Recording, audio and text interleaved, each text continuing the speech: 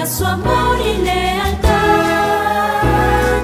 En el diario estudio de nuestra lección y la palabra viva de Jesús.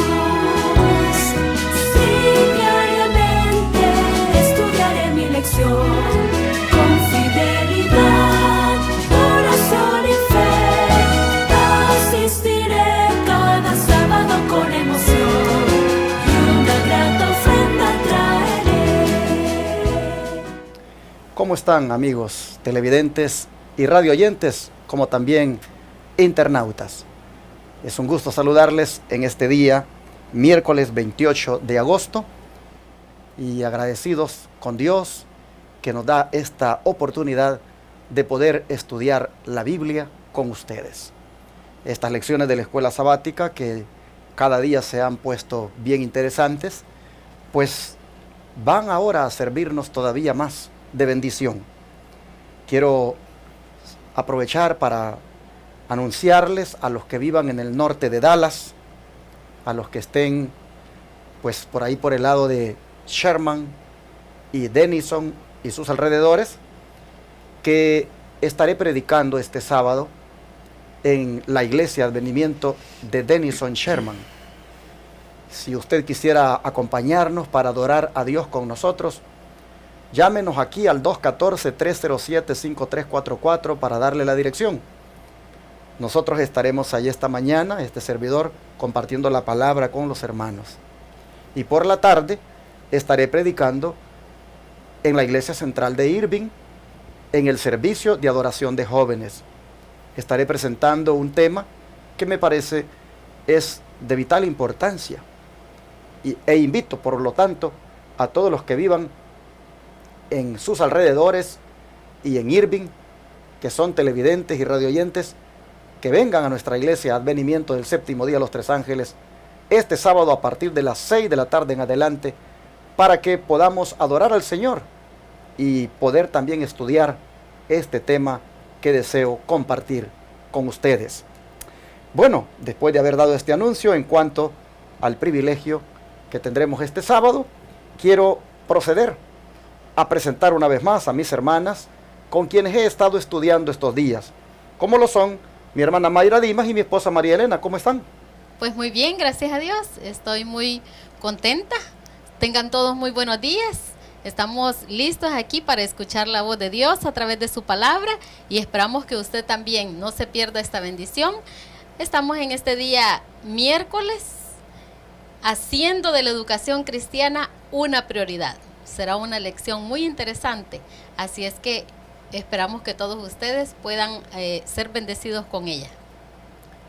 Y damos gracias a Dios una vez más porque nos tiene aquí, por seguir aprendiendo en este día miércoles 28 de agosto, y esperamos que juntos sigamos conociendo y sigamos creciendo en la vida cristiana y ayudando a nuestros niños y a nuestros jóvenes en ese crecimiento espiritual. Así que es un gusto estar aquí. Muchas bendiciones para ustedes. Así entonces vamos a dar inicio orando como siempre lo hacemos, y voy a pedir a mi hermana Mayra Dimas que ore aquí, por favor, con nosotros. Querido Padre Celestial, gracias una vez más por el don de la vida, gracias por las oportunidades, gracias porque tú nos usas y tienes a bien que sirvamos, Señor, en tu obra. Y así también sé que en el mundo entero tú tienes hombres y mujeres que te sirven en diferentes áreas. Gracias damos por ello. Amén. Ahora, Señor, que vamos a estudiar y vamos a seguir aprendiendo, rogamos de tu Espíritu Santo. Amén. Y que te puedas manifestar también allá, los que están escuchando, los que están viendo, donde quiera que estén, que ellos también puedan ser impresionados y que tengan ese deseo de crecer más, de servir en tu obra y de ser de bendición para otros. Gracias por todo, en el nombre de Jesús. Amén. Amén, Padre. Una de las responsabilidades que la iglesia tiene es fomentar en la juventud y en la niñez la educación cristiana. Y este día vamos nosotros a enfocarnos en eso, porque es algo que todas las iglesias les debe preocupar. Cómo se educan los hijos de los hermanos, a dónde se educan.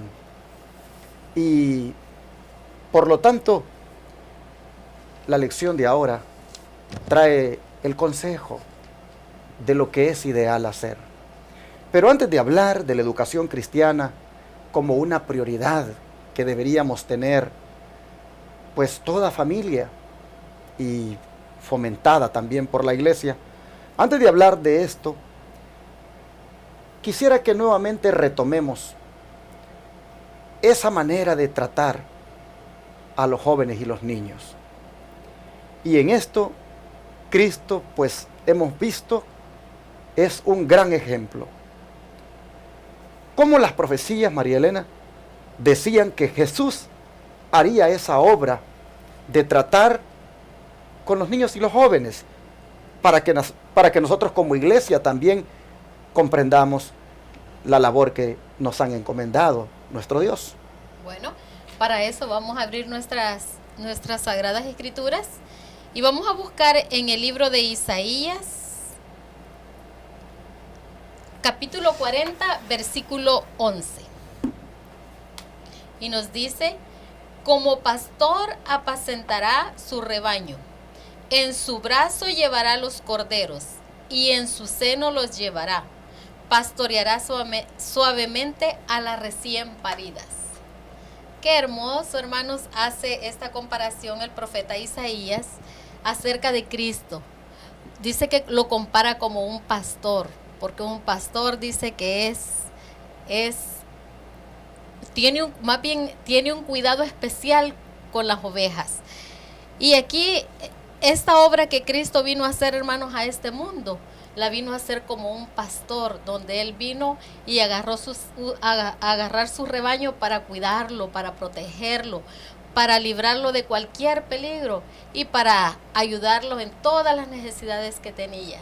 Él vino a este mundo a hacer una obra muy especial encomendado por su Padre. Por lo tanto, es igual.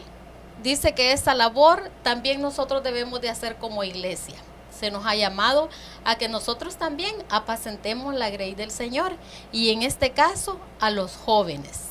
Está haciendo un llamado especial acerca de que cómo nosotros como iglesia tenemos que hacer una labor muy especial en los jóvenes, con mucha paciencia, con mucho amor. Por eso es que Cristo nos da ejemplo de cómo Él vino a hacer esa obra. Nosotros también tenemos que hacerlas a los jóvenes. ¿Qué se siente, Mayrita, cuando se es joven o niño y alguien viene y nos da un abrazo y nos trae al pecho? ¿Qué se siente? Pues es algo que uno se siente especial, que uno se siente querido, que uno se siente amado, que uno se siente que le importa a alguien, que se preocupan por uno, y es muy bonito, más cuando uno está muy joven, muy niño, muy adolescente, porque pues pareciera que ellos no son de tan importancia. Entonces se siente muy bonito que haya alguien que se tome el tiempo y de expresarle a uno un cariño, un sentimiento, y eso es algo que uno agradece. Pues nosotros miramos aquí que la profecía decía que Jesús llevaría a los corderos en su brazo y en su seno los llevaría. Yo veo un cuadro aquí tan tierno de un pastor que agarra el corderito y ahí lo llevan junto al pecho y lo va cargando. Y más que todo, dice, las recién paridas, las que acaban de nacer. ¿Por qué? Porque son tan indefensas. Aquí nosotros miramos, hermanos, el cuadro más tierno que la profecía presentaba acerca del ministerio de Jesús. Cómo Él sería tan amoroso que lo pinta de esa manera, llevando al corderito en sus brazos y en su seno, es decir, junto a su pecho. Y la recién parida, con más razón, que está indefensa. Es posible que la mamá oveja vaya por allí caminando, pero de todas maneras, Él es el que la lleva en su pecho, en su seno. ¿Qué les parece? Este cuadro me impacta, me impresiona. Y cuando vi este texto, me fui al Google y le puse pastor llevando un cordero en su seno. Y luego me fui a imágenes y los cuadros que me dio, qué hermosos. El pastor con su corderito ahí pegado a sus pechos, allí en su seno, allí protegiéndolo, cuidándolo. Hermanos, la recién parida, la que acaba de nacer, la que está indefensa, él desde cuando nace, hermanos, desde cuando nace ya la tiene en su seno. Amén. Pero sabes que ese cordero, pues son los jóvenes y los niños. Y también son los recién convertidos en la iglesia.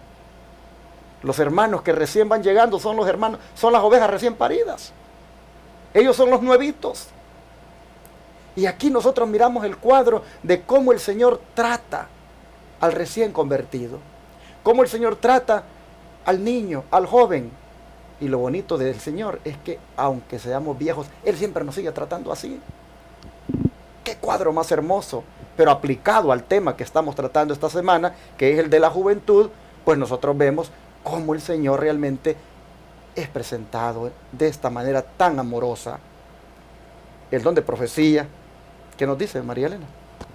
Bueno, en el libro Obreros Evangélicos, en la página 220, nos dice: los jóvenes necesitan algo más que una atención casual, más que una palabra de aliento ocasional.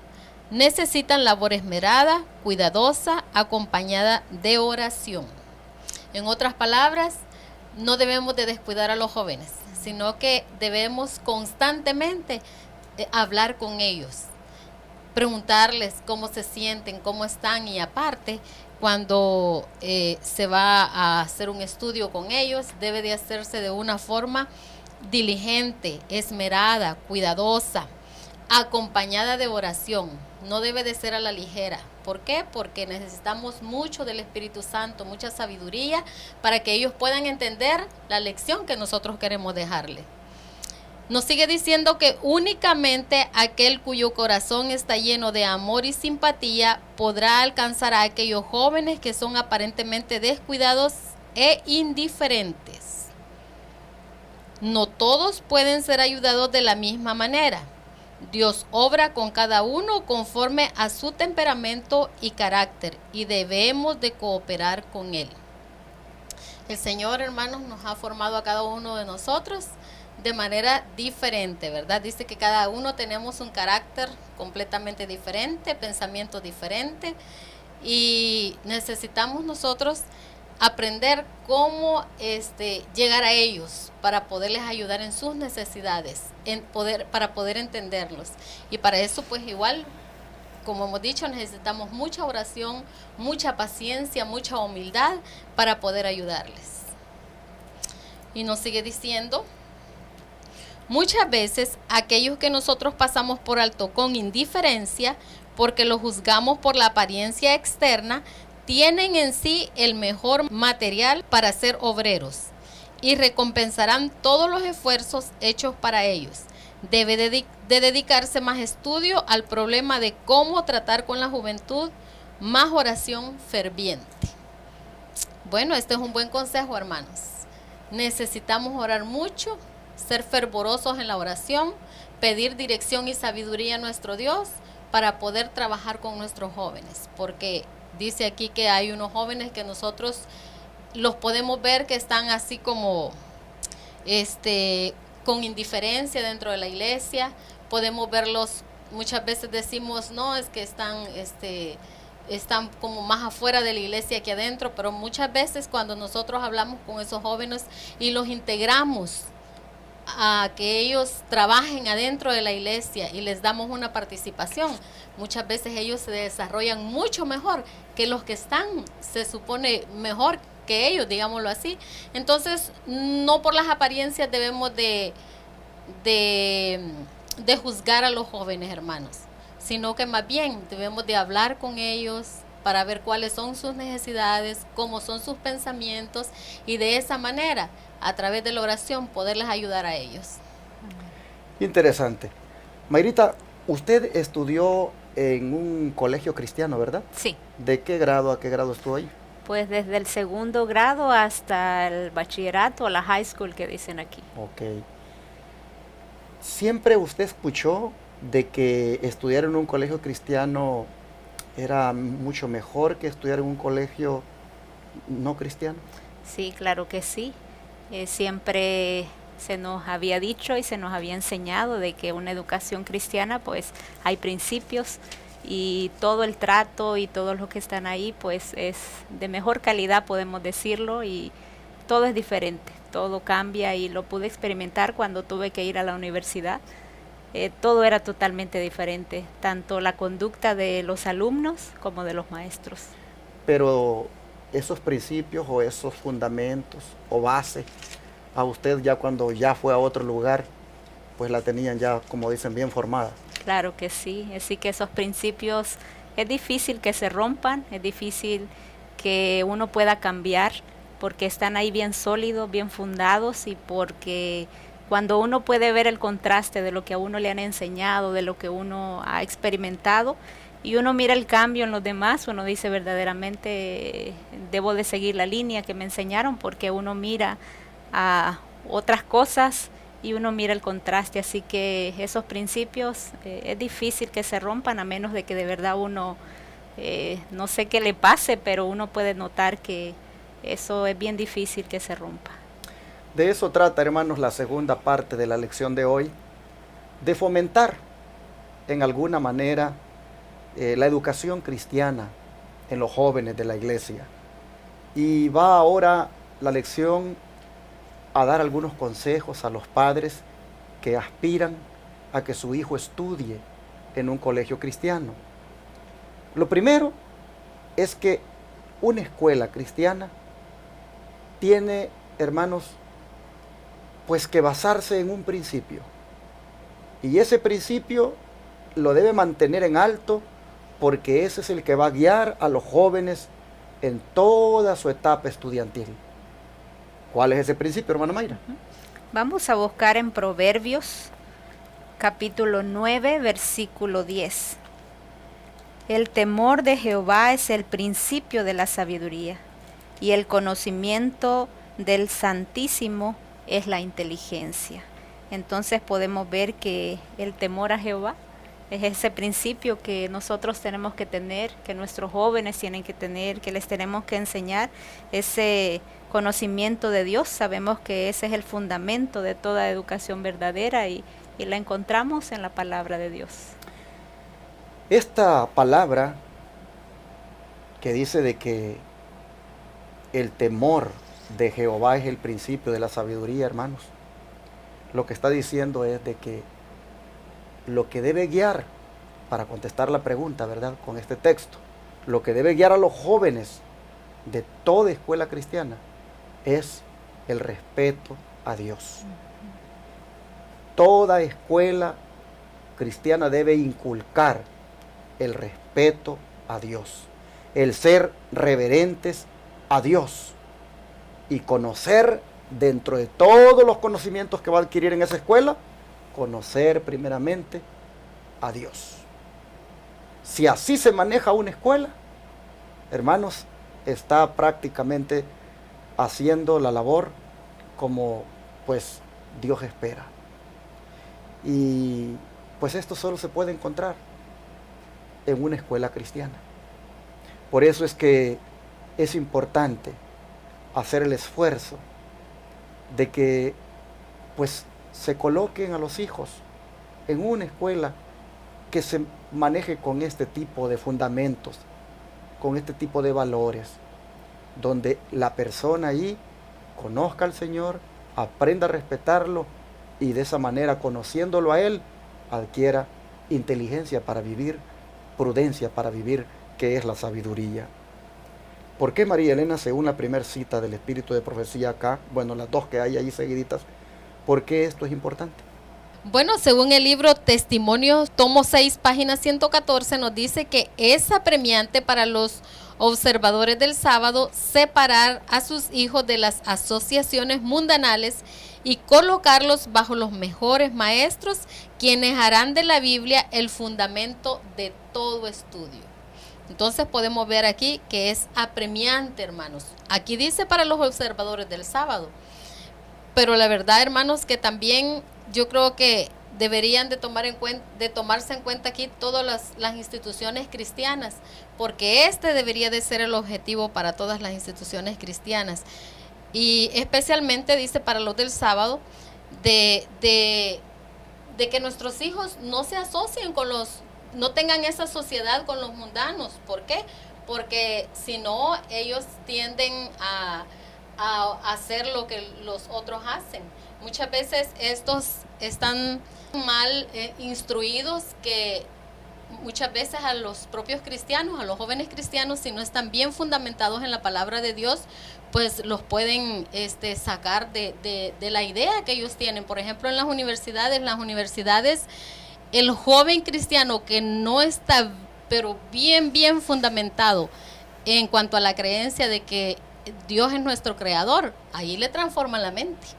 Entonces, por eso es bien apremiante de que estos jóvenes se les inculque los mejores valores y que el fundamento del estudio de ellos sea nada más la Biblia. Y hermanos, aquí entonces tiene mucho que ver la clase de maestros que esa institución cristiana contrate. Por eso dice en Consejo para los Maestros, Padres y Alumnos, página 106, que se tiene que emplear un maestro cristiano que como misionero consagrado eduque a los niños de tal manera que los induzca a llegar a ser misioneros. De preferencia, hermanos, cuando se coloca un maestro cristiano como misionero consagrado, hermanos, esto va a traerle más bendición al colegio, a la escuela. Prácticamente esta viene a ser como la crisis hoy en día de la educación cristiana, porque no todos los maestros pues tienen ese nivel de consagración que se espera. Hoy, aunque lleve el nombre de cristiana, la educación que se dé en una escuela, uno necesariamente tiene que ver ahora cuáles son los maestros que están allí. Si esos maestros también son temerosos de Dios y también ellos son cristianos. Y que no esté solamente contratado porque pues es graduado como maestro y está más bien haciendo el trabajo porque quiere vivir de eso. Esa es su profesión. De preferencia, dice, que fueran maestros como misioneros, porque eso mismo inculcarían a sus alumnos. De manera que hay que tomar en cuenta esto. Hermanos, cuando hablamos de la educación cristiana, es bueno también que las iglesias pues también busquen hacer accesible la educación a la mayor parte de la iglesia. No se puede estar hablando de una educación cristiana con altos precios de matrícula, de colegiatura, de mensualidades, porque entonces son unos pocos las que la pueden obtener. También debemos en esto tener ese espíritu de misión cuando establecemos una escuela de iglesia, de que sea accesible aún en cuanto al costo para los alumnos. Hay algunos consejos, hermana Mayra, que la sierva del Señor da de aquí para adelante en la lección, cuando se trata de pues uno querer colocar a un hijo en una escuela cristiana. ¿Cuáles son esos consejos? Sí, nos dice aquí en Testimonios para la Iglesia, tomo 6, página 201. Muchas familias que con el objeto de educar a sus hijos se trasladan a los lugares donde están establecidas nuestras escuelas principales, prestarían mejor servicio al maestro si se quedaran donde se encuentran. Debieran animar a la iglesia de la cual son miembros a establecer una escuela de iglesia donde los niños que habiten dentro de sus confines puedan recibir una educación cristiana perfecta y práctica. Sería muchísimo mejor para sus hijos, para ellos mismos y para la causa de Dios, si se quedaran en las iglesias más pequeñas, donde más se necesita su ayuda. en lugar de ir a las más grandes, donde a causa de que no se les necesita, existe la constante tentación a caer en la inercia espiritual. Entonces vemos aquí como cuando se va a esos lugares grandes, pues tal vez hay talentos, tal vez hay disposición, hay deseo de servir, hay mucho que se puede hacer con aquellos que se van lejos, y allá dice que hay una inercia espiritual, o sea, una pereza o una parálisis o una incapacidad. Entonces ya no pueden hacer lo que quizás hicieran si estuvieran en las iglesias pequeñas, si estuvieran en esas escuelitas pequeñitas, donde se aprovecharía más tanto lo de los maestros como lo de los alumnos, lo de los padres, todo trabajarían en equipo si estuvieran en esos lugares pequeños. Pero al irse donde allá hay demasiada gente, donde pues se les hace a un lado, están sentados, no pueden trabajar como se debería y no se están educando de la manera correcta. Así que qué bueno sería que hubieran esos lugarcitos, que se abrieran lugares pequeños, y como dijo usted, que esté esa facilidad. Yo siempre recuerdo desde que iba al colegio muy pequeñita, que muchos amiguitos míos querían ir de la iglesia o personas que no eran adventistas, pero lastimosamente no podían porque no tenían los recursos. Y es triste porque ahí está la educación, ahí están los principios, el mensaje, pero ellos no lo podían recibir porque no tenían esa facilidad, y por lo tanto pues ¿cuánto se pierde? ¿Cuántos niños, adultos, jóvenes que tal vez quieren ir no pueden porque no tienen los recursos? Así que es muy triste. Es interesante cómo la sierva del Señor en su tiempo, cuando ella daba estos consejos, pues la educación cristiana pues apenas empezaba y no habían escuelas de iglesia, pues muchas. Y digamos, si había una en Battle Creek, pues todos querían irse a vivir a Battle Creek para poner allá a sus hijos. Y ella venía y decía, no, allí donde están las iglesias, allí traten de abrir escuelas. Pues en aquellos tiempos no se requería una gran infraestructura. En un salón con un maestro, ahí se juntaban todos los niños según las edades, no sé cómo, pero no había lo de ahora, ¿verdad? Que tiene que haber separado por edades. Ha cambiado el sistema educativo hoy, pero en ese tiempo era más fácil. Entonces ella decía, no vengan, como quien dice, no vengan hasta aquí a Battle Creek todos a querer vivir aquí, porque aquí está la escuela, digamos, la única que hay, porque lo que va a suceder es de que, lo voy a decir en mis palabras, van a convertir esto en una colonia adventista, todos van a estar aquí y por último van a caer en la inercia espiritual porque los talentos pues no se van a saber aprovechar. Busquen mejor, decía ella, que hayan escuelas de iglesia y allí de esa manera desarróllense. Así aconsejaba la mensajera del Señor, y eso se puede ver hasta en las universidades hoy en día. Me recuerdo allá en El Salvador, mucha gente moviéndose a Costa Rica. ¿Por qué? Porque allá estaba la Universidad Adventista. ¿Por qué no hacer una universidad en El Salvador? Claro. Pero no, todos quieren irse a Costa Rica, Texas, todos quieren venirse a vivir aquí a King. Y ahí hay una colonia adventista en King, casi todo el pueblo es adventista. Pero, ¿por qué no hacer otra universidad en Texas? De manera que tal vez que haya una por allá por el valle. Entonces, la hermana Güey lo que estaba era exhortando, fomentando de que se establecieran instituciones mejor, pues como dicen, escuelas de iglesia en ese tiempo. Puse el ejemplo de King como un ejemplo donde la gente se mueve a esa ciudad porque ahí está la universidad. Lo mismo ocurría con las escuelas donde pues habían pocas en ese tiempo y todo el mundo quería irse a vivir a donde estaba la escuela. Ella dice, no, hagan escuelas de iglesia, porque de esa manera van a ser mejor educados sus hijos. Bueno, pero la parte final dice que hay una gran bendición con esas escuelas de iglesia. ¿Por qué razón, María Elena?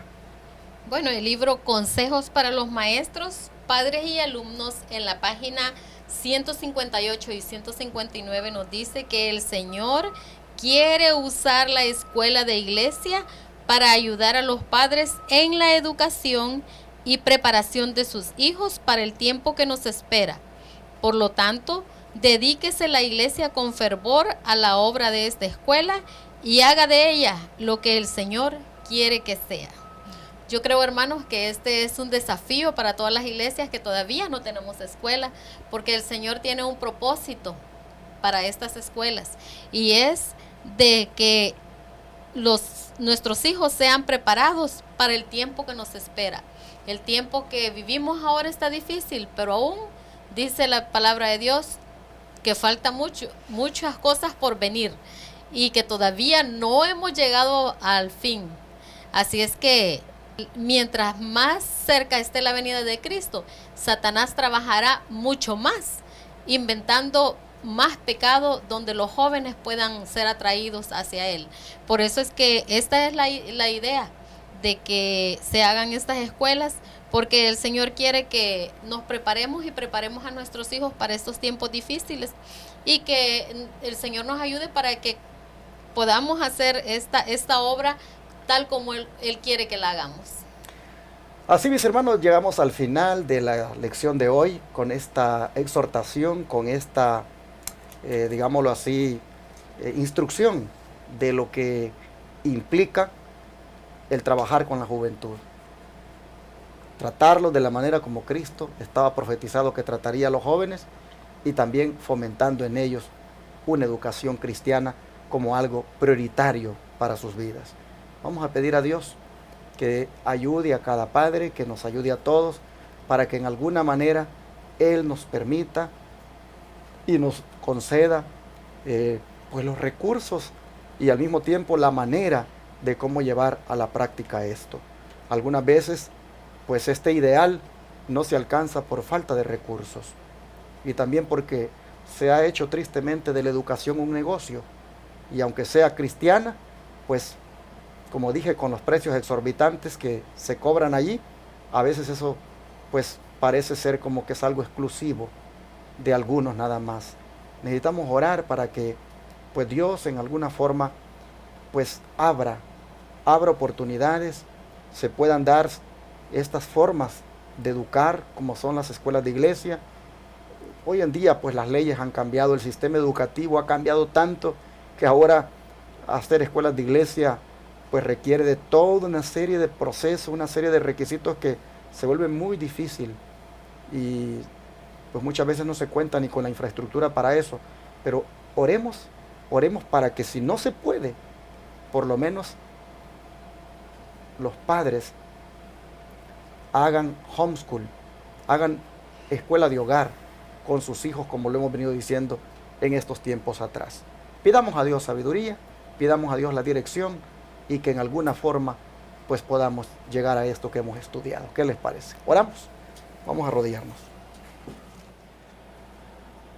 Amado Padre, te agradecemos por exhortarnos de esta manera a que la educación cristiana sea, Señor, una prioridad en todo joven y niño de la iglesia. Amén. Señor, te pedimos ahora que nos ayudes para que podamos tener siempre los recursos, las herramientas, las maneras, Señor, de cómo poder llevar a la práctica toda esta exhortación. Te suplicamos, mientras tanto, que el espíritu con el que Jesús estaba profetizado que atendería a los más jóvenes y niños, la iglesia lo tenga, y todos nosotros como individuos lo tengamos. Rogamos tu bendición, tu ayuda. Pedimos por todos los padres que quisieran tener un hijo o una hija en una escuela cristiana y no tienen los recursos. Te pedimos, Señor, que proveas para ellos, y también rogamos por esas escuelas cristianas que ya hay, que también, Señor, tengan programas o tengan maneras de cómo ayudar al que no tiene. Así, Padre, en tus manos de amor ponemos estas peticiones en el nombre de Jesús. Amén.